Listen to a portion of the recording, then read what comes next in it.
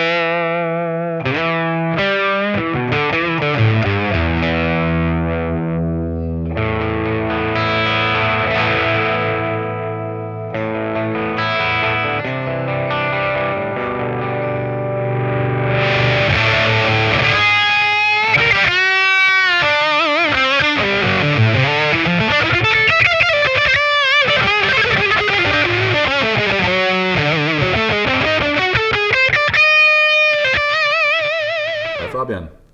Hi Karlis, how are you? I'm fine. It's getting warmer in Latvia. It's only -6 degrees. It feels almost like a summer breeze. Yeah, since last time it was -20, I guess. So it's getting better. Also here in Germany, it's getting warmer. Nice. That's nice. Yeah. What happened to your picture? Have you started using some AI stuff? Or some AI robots are here inside my building, and I start to cooperating with them, and yeah, they're kind of friendly. Yeah, there's some video upgrade, and I hope you guys will notice it. I'm really in love with the Sony Alpha 7 IV, I guess, yes. Phenomenal camera, still need to find out a little bit of settings and adjustments, but yeah, it's a lot of fun. It looks really, really good. So thank you. Yeah, I'm really happy you got that upgrade. And so it's the same camera that we're using here. And yes. As me and Fabian both are very technologically impaired, it helps that we can help each other with the settings, what we find. And yeah, so I also got a small upgrade, which I'm very happy about. I don't know if it's that noticeable. That's right amazing. now, Yeah, you need to show us. I can do this now. I got a tracker on the gimbal.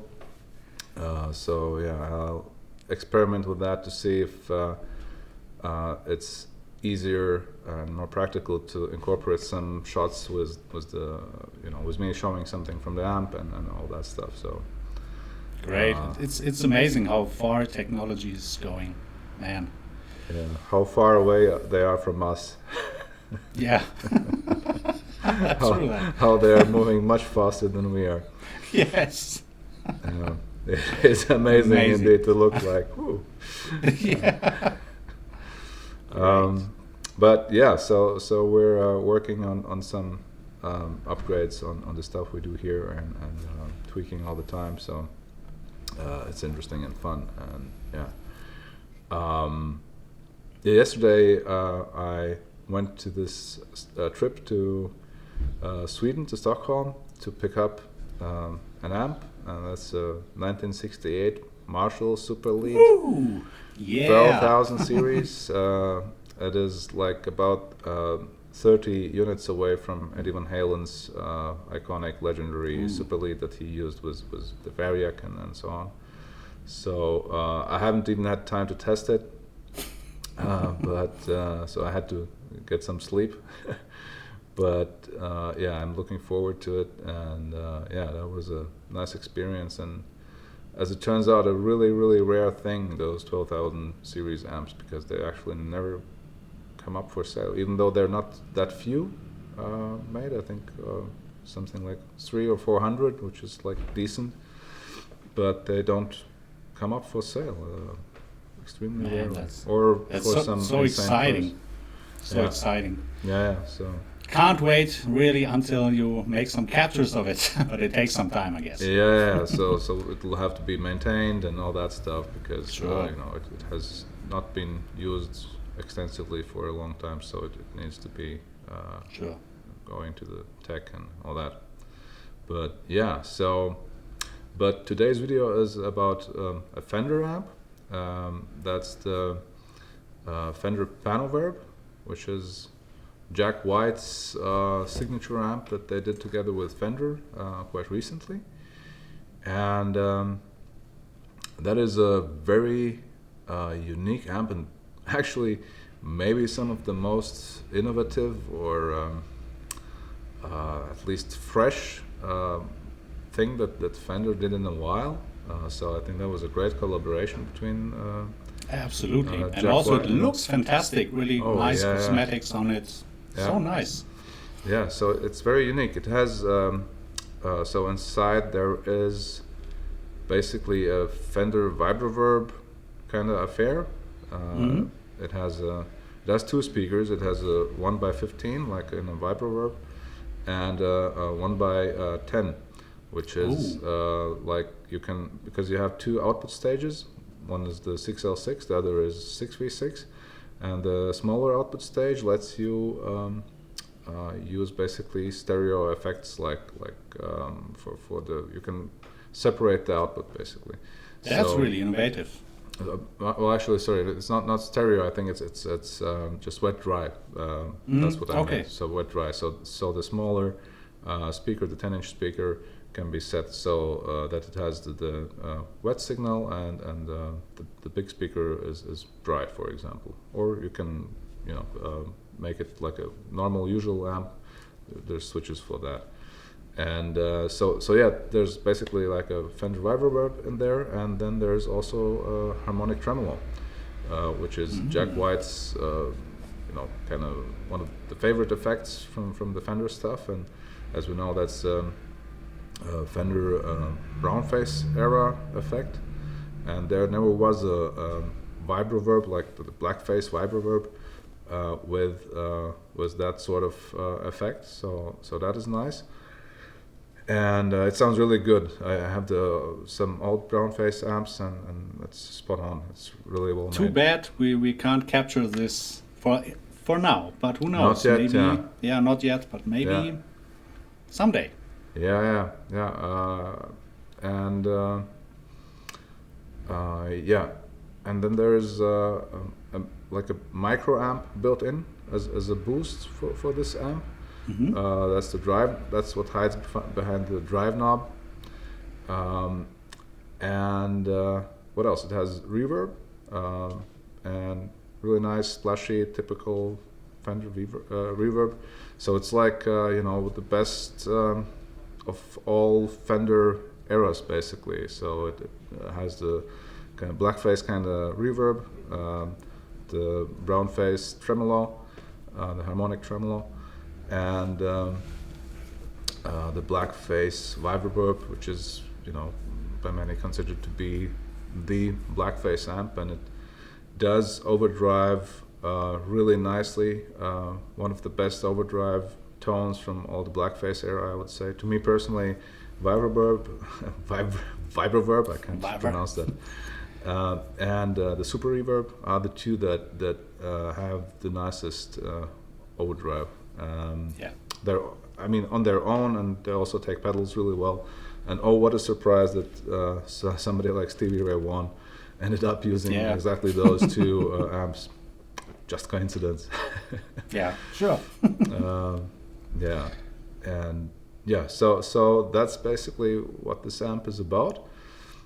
And did you have some time to play around with the new captures, or you have still some memory from the previous round when we had those? I have definitely some memories, and I remember it was a great amp, and I especially enjoyed the fuzz stuff a lot, because it's Jack Wild. It's his Jack White, of course, not Wild. But Jack is wild with them. That's what I meant. Jack White, of course. I enjoy how he plays his extreme tones, and that was what is something really special about this amp. Not only this, it also offers, like you said, killer crunch tones and clean. It's Fender, of course, it's great, and also the edge things work nice, and takes pedals also great. So I must say I'm a huge Jack White fan, since a long time. It's one of my favorite top 3, top 5 artists. It's especially from the modern stuff. He's for me, he's definitely special in his field, and I'm not too familiar with his work, to be honest, but the stuff I was listening to is very cool and innovative. Love it. Yeah. So and a lot of the stuff that I have acquired here for Amalgam also follows my own interests, of course, and so I do have quite a lot of the stuff that Jack White uses. So I'm happy to have the chance to kind of approximate some of his stuff, and I do have a real blackface Vibroverb, and I would say they sound close but slightly different. Like also the old ones too wouldn't sound the same, but I think there's something different about the mids and this Panoverb. It's not a question of better or worse, it's just slightly different. Really hard to describe for me, but whatever it is, it seems to help even more with the fuzzes. I don't think it's a coincidence either, again. But this amp takes fuzzes. Might be some modifications on the input stage, I guess. I'm not sure. I won't speculate because I honestly have no clue. It's sometimes you could even open it up and look at it, and it might have the same schematic. But until you start to measure voltages, you don't know anything because you change a couple of voltages, or due to some tolerances, some stuff has shifted a bit, and all bets are off. It can be, there's so many reasons there could be this difference. But either way, I can attest that this amp takes pedals really well and fuzzes like little any other amp I can imagine.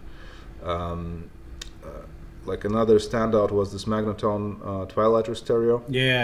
Which people loved. I also really appreciated the fuzz tones, but it was wild how many users and fuzz fans went crazy about that amp, because it's really special for fuzz stuff.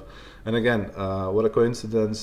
Rival Sons use, among others, that amp also. I don't remember if the stereo or mono version, but yeah. So and their fuzz tones are also some of the best that I've heard, and also one of my favorite bands. So. Yeah, and before we met, I wasn't the biggest fuzz fan, and I told you this in the beginning. You said, "Why you don't like fuzzes?" And I was like, "Oh, it sounds just like farting noises." But now I get it. Until you really play with it, it's different. It has some great expressions, and I love it. It's really cool, very inspiring. Because it's different. Yeah. So yeah, it's really hard to dial in a good fuzz tone, and everything you do on the EQ will punish you if it's not right on. Same goes for gain staging and gain, volume, all that. And often it's like a work of a couple of millimeters to get it from to amazing. And so yeah, it's easy to come to the conclusion that it just sounds bad, and I find fuzz is really interesting from that perspective. When in a musical context, people speak about like which gear is better, like which amp, and all this cork sniffing stuff that we do, and me and you also, of course, especially when it's about Marshalls and the mids here, mids there, and blah blah blah, and then there's fuzz, which sounds like atrocious crap when you're honest about it, right? It's like the most terrible effect you could imagine, actually. It's like SpongeBob in the amp. Yeah, who would come to the idea that this is a good idea?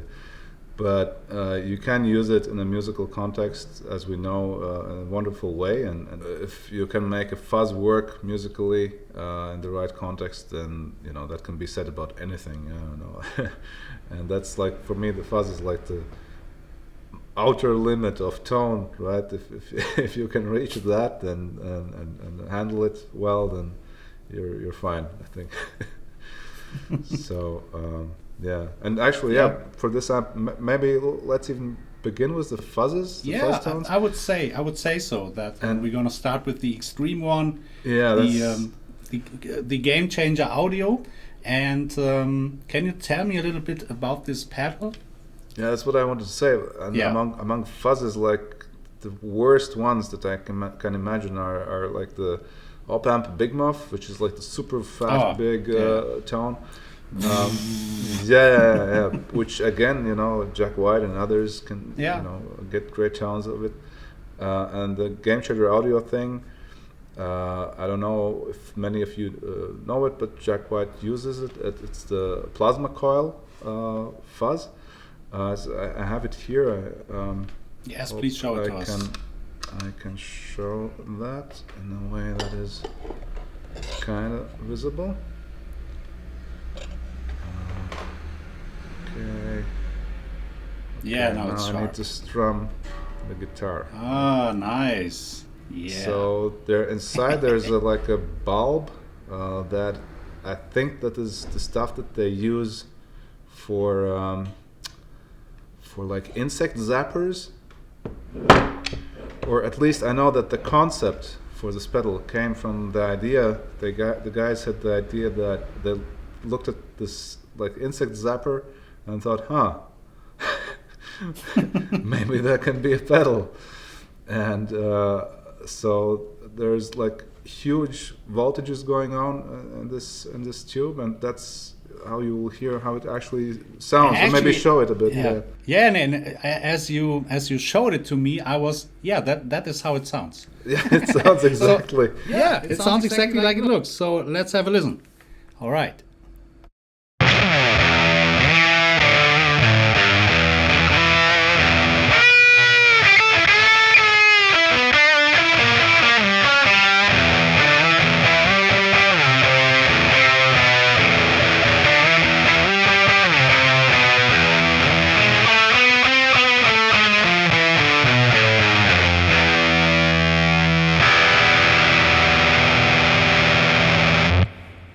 beautiful noises. Yeah, yeah, that's the best description. Beautiful noise. Yeah, beautiful noise. It looks, sounds like something's gonna explode. Like literally, it has this gating quality even when it's set in a way that it is not gating as much as it could, because it can gate like extremely gated tones.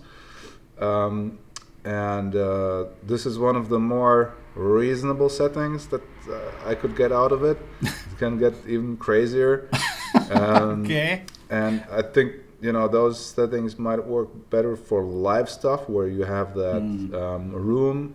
And the interaction between the cabinet. And then you can get away with even much wilder, crazy stuff. But for like this recording scenario, this rather mild setting is usable. And I have to say, sorry to interrupt you, but I have to say, especially these special tones, you really have to, you can obviously run it through a power amp and a real cabinet, and then you need the volume and feel really the interaction. That's the great thing, especially with these special tones. Yeah, it's true. And it's the plasma pedal. I think plasma coil is how they call the Jack White edition, but it's like the same thing. So sorry, plasma pedal by Gamechanger Audio, and funny enough, that's a Latvian company. Those guys do some amazing stuff. Yeah. So I feel very happy for them that they have made it to the heights that they have reached in a couple of years being on the map. So they had they started with the plus pedal, how they call that. That's like a sustain, like a freeze sustain kind of pedal. Oh, that's nice. Yeah. And they did a design thing where the pedal is like the piano, like this metal piano pedal that you push on the pedal. So it looks cool, and the algorithm they did is really good for like a more natural sound. Like they were not the first to do it, but I think the first ones who did it like in an organic, believable way. Like there was this Electro-Harmonix Freeze already before that. But it didn't sound as like organic. No, it's because it's also older. Yeah. I have it, and it's okay to practice it a little bit, but it's dodgy a little bit, and it's more of an okay. effect than and that plus pedal can goes a bit more into that like believable direction of longer sustained tone. And one important thing you should mention with this release that you also shoot another set of IRs. I think that's important. For the new releases, there's quite a few new IRs coming, and in this case there are two IRs of the 15-inch speaker. I have yet, at the point of the demo, not done IRs of the 10-inch speaker, which I also intend to do just for for more variety. And but those will be included in the set too. So it will have 4 IRs, 2 from the 15-inch and 2 from the 10-inch. Yes, and right now we're using the version 2 of it. Yeah, there's the 15-inch version 1 and version 2 IRs. That's the naming scheme. I'm going to probably stick with the IRs, call them versions. That's great. So you really can see, that's it. Yeah. So, and that's that. Again, the plasma pedal is, I think, the coolest pedal on earth. I think there's nothing cooler. You know. No. Maybe we should, but we should also show some of the other fuzzes, like the big Muff. For sure. All right, let's check maybe the big Muff. Let's see how this.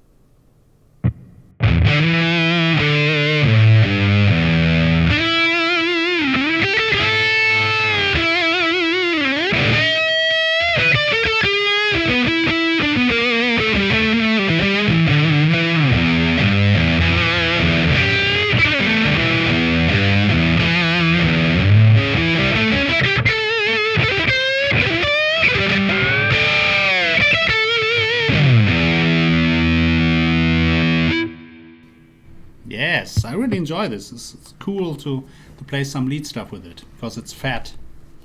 Yeah, it's the old version 3 Big Muff the Harmonics, the real one. And Jack White also uses the version 5, the op-amp version. That's going to be included in the final set 2. I have not done it yet. That's going to be even fatter, woollier, and like a more insane sound. The version 3 is much more tameable and, well, I think more usable also. It has more mids. The op-amp version gets like very low and like really woofy and you know. Okay, works better with single coils, I guess. Also. Yeah, for sure. Okay. Great. And then there's the Mark III ToneBender capture also. Let's try this. Isn't that the one that also cleans up nice? It does for non-fuzz face. It cleans up really well. Yeah. Okay, should we try this also? For sure, yeah.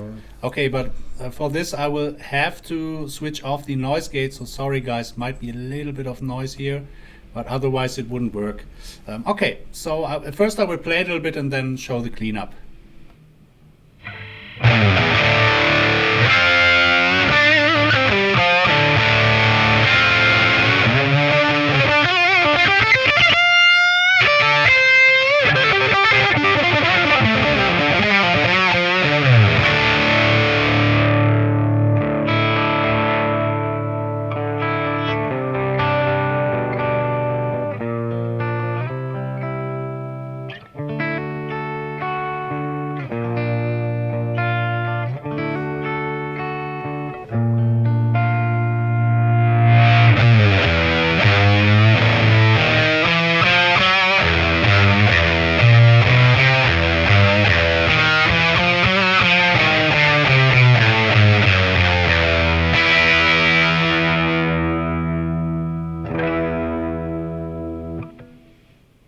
Man, that works killer.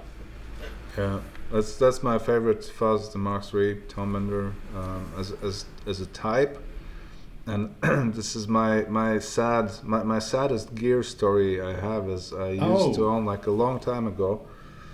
I used to before I started amalgam audio, I think it was.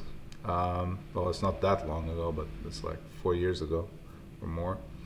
And I got for a very good price in Germany, I got a Vox ToneBender Mark III, like the trapezoid weird shape. Oh, the big one. The huge thing, the massive, yeah, even bigger than the others, and quite, you know, museum quality condition, and it sounded amazing, and it was my first Mark III ToneBender of any kind, and I never, you know, realized I might like it. And I found out, wow, it does everything great. It has those mids that are, you know, that'll sit in the mix well compared to many other fuzzes who, you know, kind of may disappear a bit. And it cleans up well, and it can be kind of overdrivey or more intense, however you want. It's like the perfect fuzz. And I thought I saw for what price they can be sold. And I think it was the time where I started amalgam. Actually, it was like the, how do you call it when you give somebody to the gods? Sacrifice. I think that was a sacrifice for amalgam audio, because I started to think, okay, what kind of an amp I can get for that, and I don't remember anymore which amp I got after that. I think I got 2 amps for the price that I got for the pedal. And I saw that thinking, well, I'm gonna just get a, you know, nice boutique pedal for 200. It's gonna sound the same. So a year later and some 6 pedals later, I realized that's not gonna happen. Like, I had all the big, you know, usual contenders, and none of them had those exact UFO looking transistors to get germanium. Mine was a germanium version that has those metallic elongated UFO things, SFT something, I don't remember the model name. And those seem to be rare, and even those boutique builders don't get them as it appears. And and ended up many years later getting another original. I'm not 100% sure if it sounds as good as the initial one, but it sounds really good, and it's it's weird, but the old ToneBender's MkIII germanium version, they are somehow amp-like. It's hard to describe it otherwise. Okay. It has like nice dynamics and nice softness. It's never stiff. Like the others that I tried, the boutique stuff, they're always stiffer. Kind of cleaner, a bit all those cliches, sterile and stiff, that people throw up around about reissues and newer stuff in general. Often it just boils down to like a newer speaker or stuff like that, and it's Sure. or maybe transformers, but it's usually like small differences. For this particular fuzz, it's a huge difference. I think without those those same transistors, appears not to be possible to be done. I don't know what's the big secret there, but it's like this softness and dynamic range at the same time. Yeah, some small details, but they matter. Oh yeah, it's a completely different experience. Yeah, so yeah. Great, and now we're gonna have it in the ecosystem of Tonex, Quad Cortex, and NAMM. That's yeah. So yeah, that's the MkIII ToneBender. Great, Yeah. great. Since we are in the pedal land, let's maybe try the lead balanced with the analog King of Tone. What do you think? Oh yeah. Great, let's do this. And I will also switch on some kind of delay later. All right.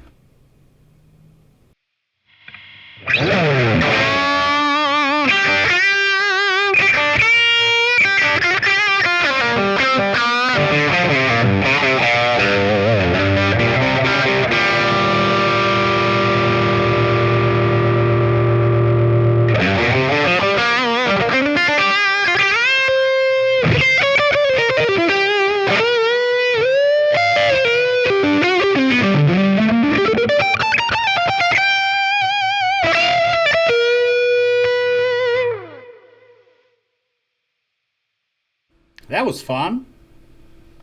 That's how a Fender amp should sound with a great pedal in front. Nice. Oh, And I it? can feel definitely the thing you said about the mids. It's definitely different than other Fender amps, as I might recall from my memory. It has more of that mid-range. Yeah, but I honestly I can't. I haven't watched it on any graphs or what it actually is, and if it can be seen that easily. Sure. And it's hard to describe. Something in the lower mid-range, I would say. Yeah, I won't even go there. I have no idea how to describe it. But it Doesn't matter. Just my impression. I mean, Yeah. I'm just layman's turn, if you want to say. Yeah, but it's the just ear, yes. a bit different than the usual Fender thing, and yeah, seems to help even more with the pedals. Yeah. Sure. Can you give a try with the Strat? Yeah, sure. For Let's tube switch screamer guitars. thing? Let's And maybe then switch. you can also go back to the fuzzes and see how single coils Yeah, compare. we will do this. Okay, so let's hear some tones with the Stratocaster. We're gonna start with Clean Warm.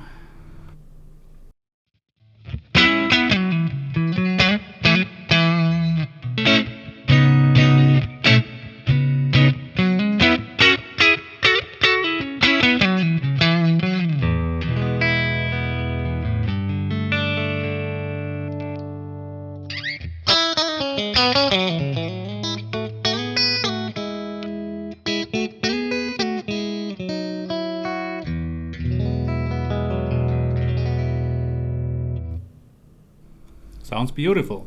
Piano-like lows and great highs. Nothing to miss. Yeah, a big bold tone.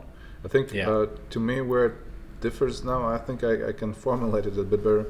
Where I hear this difference is, I would not go as far as to say that it has more bite. I would call this crispness. There is some sort of a bit of Christmas. There's some sort of crispness in yeah, it's the higher mids somewhere. Yeah, I don't know, yeah. maybe Yeah, presence kind of thing. That I think there's more presence. So silver sparkle. Yeah. Let's call it this I way. would not Silver call it sparkle. like, it's not going into the Vox direction. I would No, not no, call it no. bite or something, but it has a bit more of that, sparkle. Maybe. Yeah. Yes. Or Christmas. Christmas. Christmas. So let's go then for the edge warm. Okay.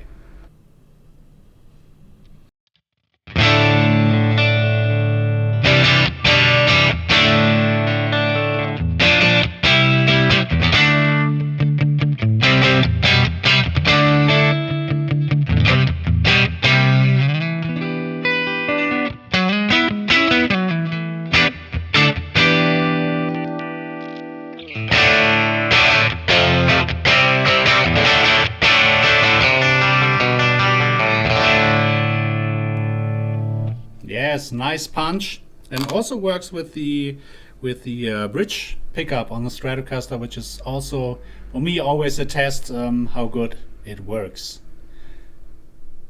Nice. Yeah, the 15-inch speaker thing is nowadays actually a very rare occurrence. Actually, like it's either 12 or 10-inch speakers everywhere, and this is just a different experience, a different feel. Even before tone, it's a different feel. Totally, it has more of that wide range, I would say. Yeah, it's hard to describe it. It's a feel thing. It feels bigger, which is okay. What a surprise! Because the speaker is bigger. Yeah, but you literally can kind of feel that. Absolutely. So maybe let's check out Crunch Warm. Okay.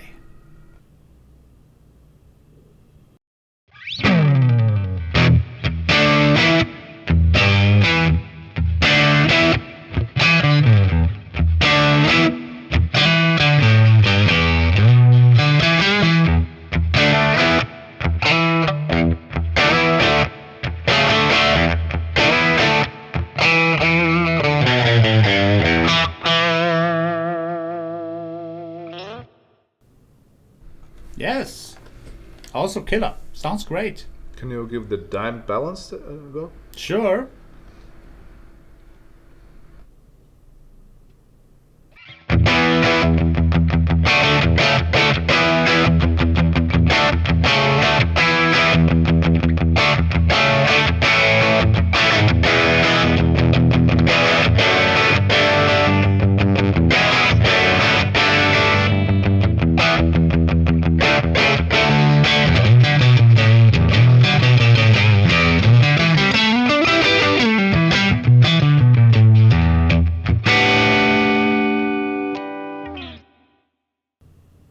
Yeah, man, love it. Yeah. Great. Yeah, does also the crunch range really well, and there's this presence thing that's just different about it. It's not a big difference, of course, but it still sounds like a blackface. Yeah.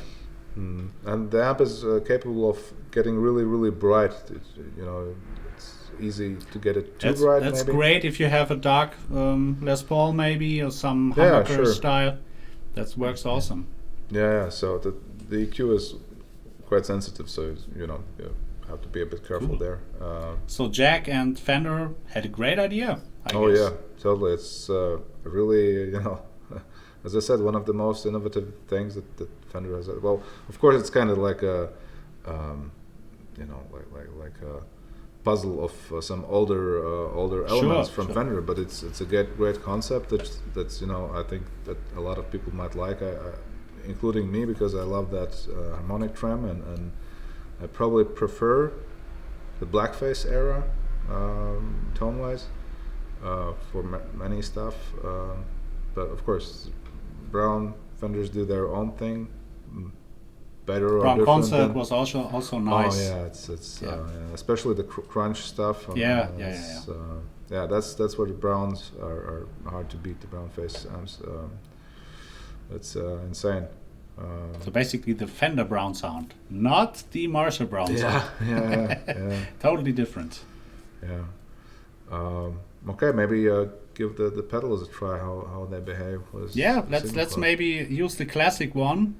Oh, and I saw your video yesterday, or when was it? Yesterday, I think. You now are the proud owner of Telecaster. Yeah, but I had a Telecaster even before. Oh, really? I didn't know. Yeah. Oh, okay. Yeah, so, love it. It's great. We have to go. We will use that also in the next videos. Now it needs to be restrung because I played a little bit yesterday and the string broke, of course, and that's why I can't use it right now. You did the windmills again? Yes, the windmills. All right, so let's check the one out with the Tube Screamer. I think this will be... Actually, never heard of that pedal, but let's give it a try.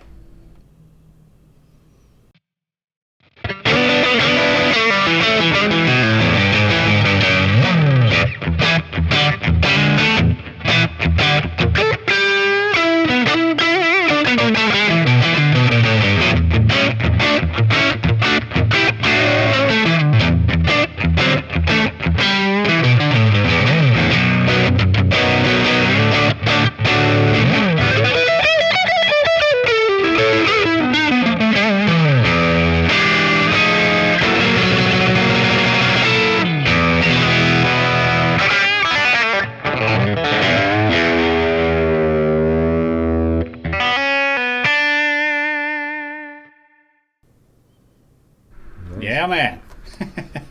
Really sounds beefy. Yeah, it easily can pull off the SRV kind of thing. For sure. Yeah. 100%. Try the cleanup a bit? Yeah, let's try this. this. I think it works really well too.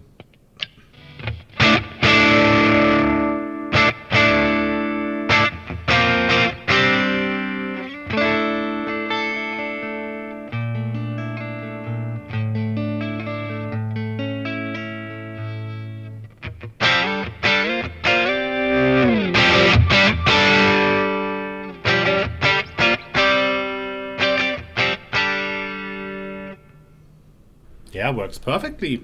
Your Tube Screamer seems to be very nice. I never had that experience with Tube Screamer, to be honest. It's great to have it on as a boost, but clean up was okay most of the time. But here it sounds great. Yeah, I would like not to go there, but it's the old one. I think there is a bit of a difference, but maybe I'm might be imagining it. Yeah. But I also have the issue. I would have to compare it a bit to say something clever. But sometimes it's the small details, like we said. Yeah. But my memory about the Tube Screamer was the same as you said. It doesn't clean up really well. That's the one thing that I never liked about it.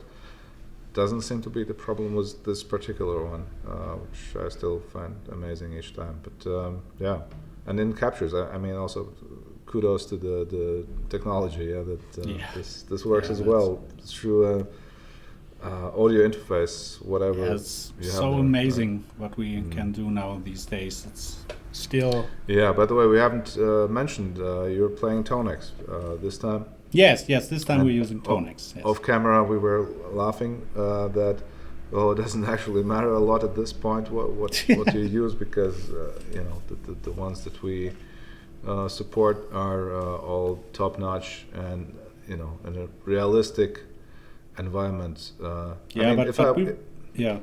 We will change it from time to time. Yeah, we're gonna that's what we're gonna do. Sometimes we're gonna do a couple of versions in one demo, sometimes just one, and it's.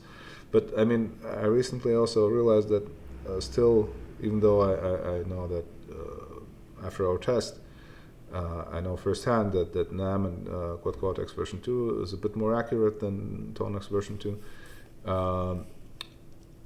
The level is so good that if I want to demonstrate my products, I will still go to Tonex version 2 first because it's just the most simple, to me at least. I have the most stuff on there.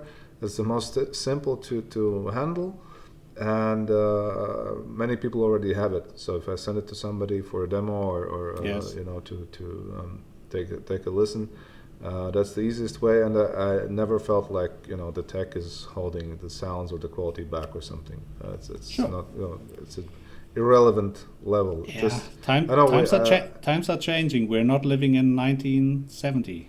yeah, I know, you know, we've said similar stuff already a lot of times, but I still keep repeating that just so there are no misunderstandings that it's not great if it's, you know, if we're talking that something else is a bit more accurate, it doesn't mean that the other stuff is you know, not professional level tones. So this is, you know, some people, as always, they have bought something, invested into something, and then they feel sad, you know, now it's no good. It's not that case at all. Yeah, it's absolutely all good. no. Yeah. So yeah, and maybe you could give a go to the fuzzes. How do they perform as a single coils? Let's maybe go to the. Let's start with the big muff.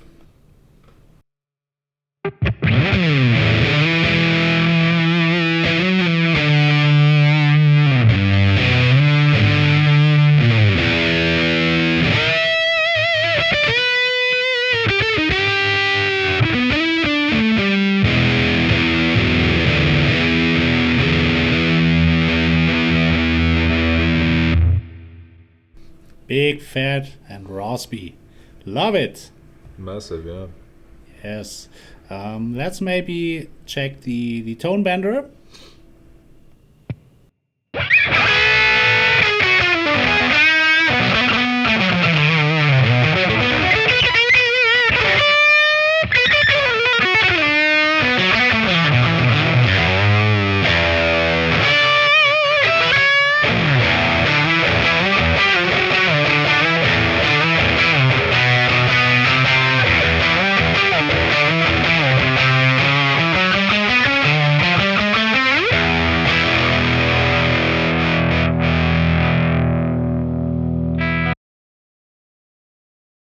Killer.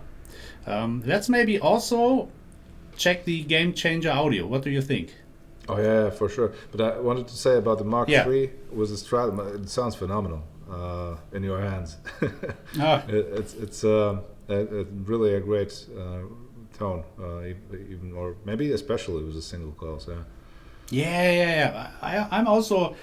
It's with the Les Paul. It's different with fuzzes. I think the magic is really for most fuzzes in the single coil land. I guess. Yeah, maybe. Yeah, maybe. All right. So let's check out the Gamechanger Audio.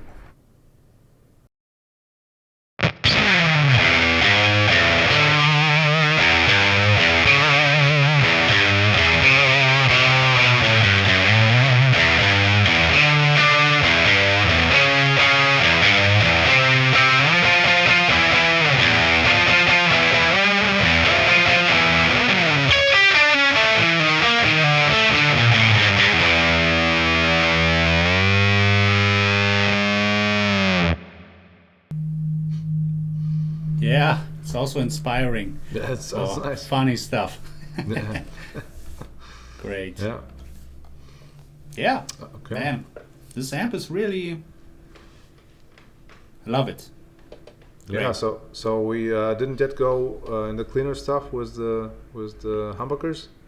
Could we no. check those out? The clean edge crunch stuff. Sure. Okay, so let's check a few tones with a Les Paul, more clean and edge. Maybe we should go for clean scoop, and let's find out.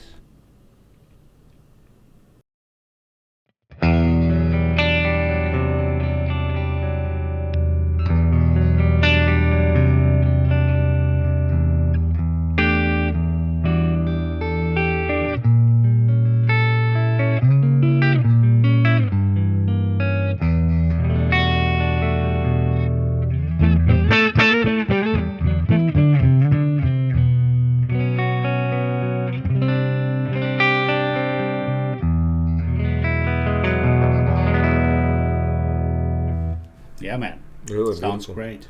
Sounds great with the Les Paul. Did you lower the input trim for the Les Paul? Yeah. Okay. It's now at 0. Okay. Okay, let's try maybe edge. Let's go for edge balance 2.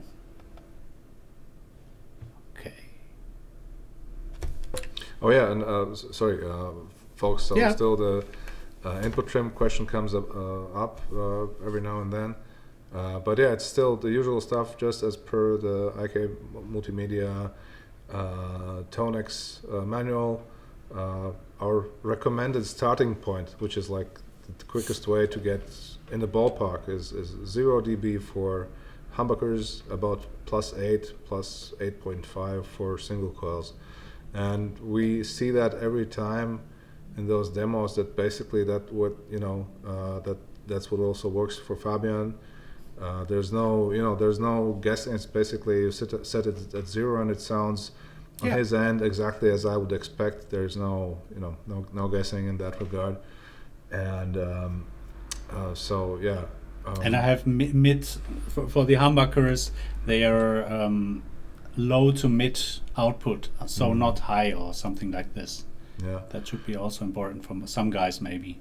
Yeah, and recently I got like in the past 2 months, I think I got 2 or maybe 3 emails from customers who thought that it doesn't sound like in the video.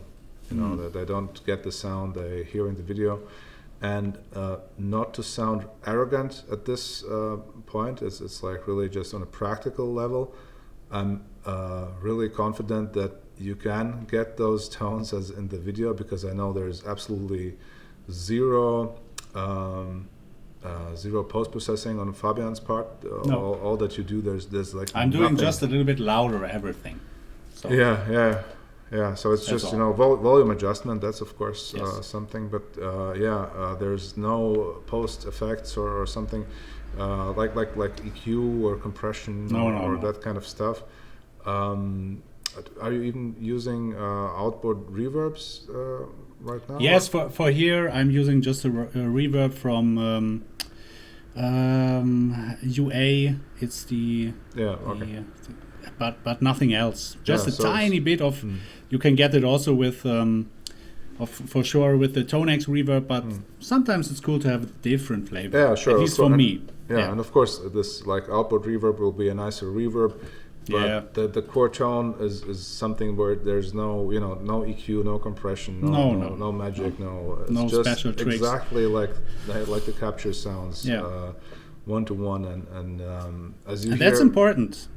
And that's also for me as the demo guy very important, not to show stuff you can't do with it, because it doesn't make any sense. It's like selling some diet pills that didn't work. So it's different approaches. Of course, you could also kind of show where you can go with this. That's a different. If you tell that you're adding stuff, and you're being creative with it, and that's what it's all about. And that's what, of course, we encourage our users to do.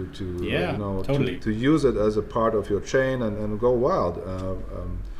But what those demos here with Fabian are in the first place is just to show what you get out of the box, basically. Yeah. And I think maybe we should mention each time when we use something outboard. That might be good, because maybe there's a wrong expectation that this is how the reverb sounds in the platform XYZ. But and I think up till now you actually use the built-in stuff. I think. So for the reverb, just for interest, some people might ask, it's the UAD Pure Plate reverb with a reverb around, I think, 1.5, and the mix is very, very, very low. It's just a tiny bit in. Yeah, but it's nothing really special. Nice. Really nice. Yes. Okay. So maybe. And where I was going with this is that. I'm really confident that you can get those tones that you hear in the videos, and when people contact me and say that it's like the product is not good, it doesn't sound as in the video, I know there is some user error, which is not arrogance or something, but because I know that there is no trickery involved. So if you have the issue that you feel like it doesn't sound like it should, just drop me an email. I'm gonna help you get there. That's not a problem at all. Yeah. Usually it's 2 things: either input trim, Or it might be the interface in itself. It's clipping maybe some stuff yeah, like yeah, this. but that's the again, humbuckers are too near to the string. And yeah, that's a mostly level thing either way, so level or input trim. Or the user hasn't loaded the IR that comes with the product. On some platforms, like Cortex, you would still have to load the IR manually, for example. And in some older Tonex releases, also that's still the case. You had to load it manually before I started to put it into presets. So it's mostly one of those things, and then you're good to go. There's no additional magic here or something. So if you feel like you're not getting what you heard here, drop me a line. That's not an issue at all to work that out. Yes, totally. Yeah. So let's maybe check out the edge balance too. Yep. Okay.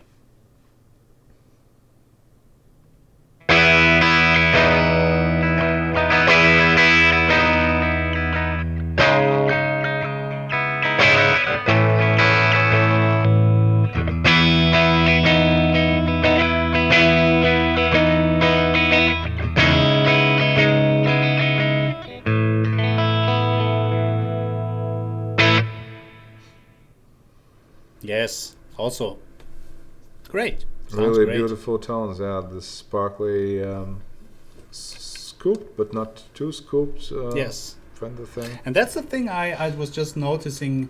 I mean, it's with every release of yours, but it works so great with both guitars.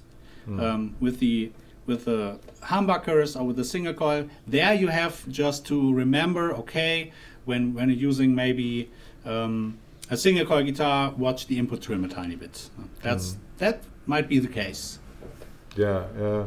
It's that's one could debate about that, but I have the impression that for the most part, if an amp is dialed in its sweet spot, of course there's exceptions and Sure. whatnot, but I would say generally humbuckers and single coils both will sound already good, and then from there you can of course go into one direction or the other. The single coils might prefer a bit less treble, or you personally could prefer less treble with your single coils, but it will work nicely mostly with this balanced setting. That is like the starting point for me, where I feel like the middle sweet spot of the amp is. I find that is like the balanced setting for me, and then from there I go slightly in various directions, making it a bit brighter. And actually, to be honest, there are no rules, because it's an art. And in an art, there are no rules. You can try. I mean, if you want to go the input all the way up, just do it. Maybe something great will come out. So really great tones. I think what we missed is dimed setting on the balanced EQ. Yeah, nice. Paul. Let's check this one out. Second, and here.